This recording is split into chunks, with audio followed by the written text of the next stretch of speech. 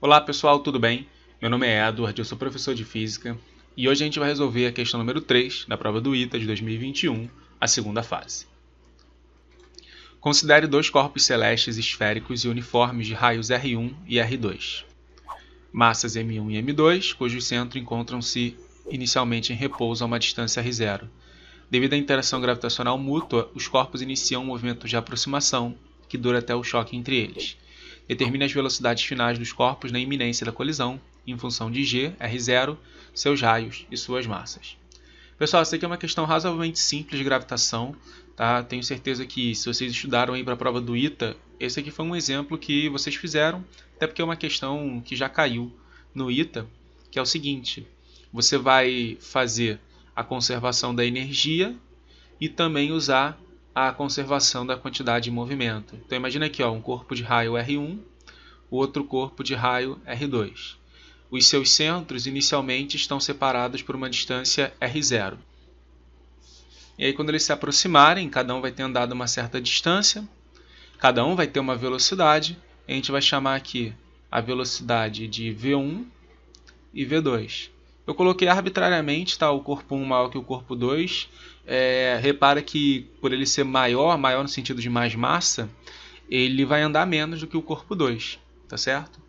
Então vamos lá, usando a conservação da quantidade de movimento, porque como só tem as forças internas, que é a força gravitacional atuando, essa força gravitacional, tem o par de ação e reação, você pode conservar a quantidade de movimento. No início estava todo mundo parado, a quantidade de movimento é 0. No final, o corpo 1, vamos botar para a direita positivo, então o outro para a esquerda vai ser negativo.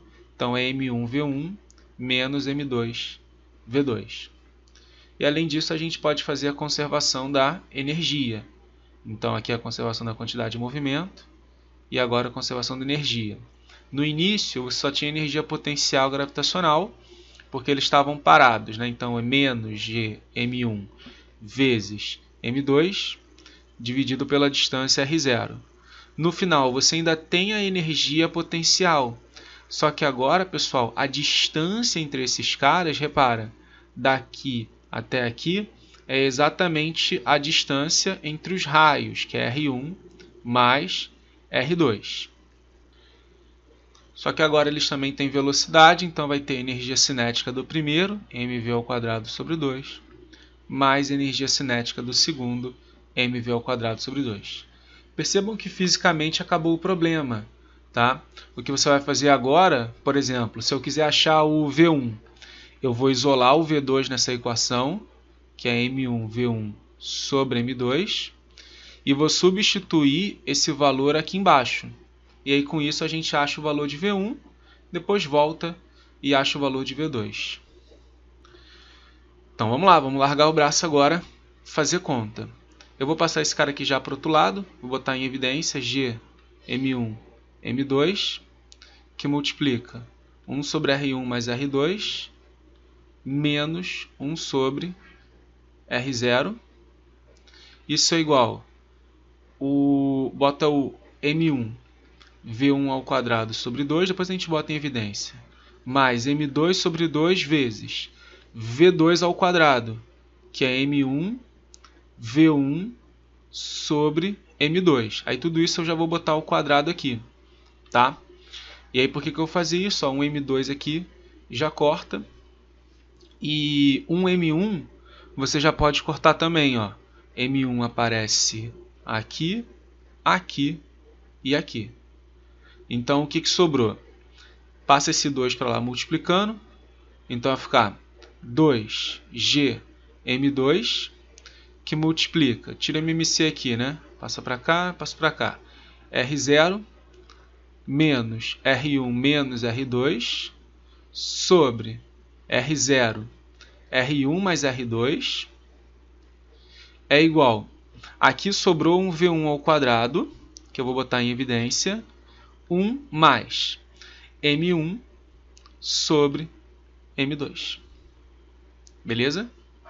E aí repara que aqui vai ficar M2, passa multiplicando aqui.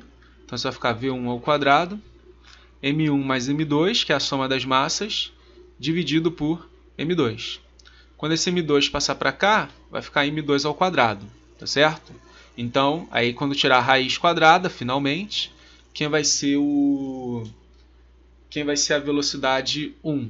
Ela vai ser 2g m2 ao quadrado sobre m1 mais m2, eu não vou nem tirar da raiz, tá?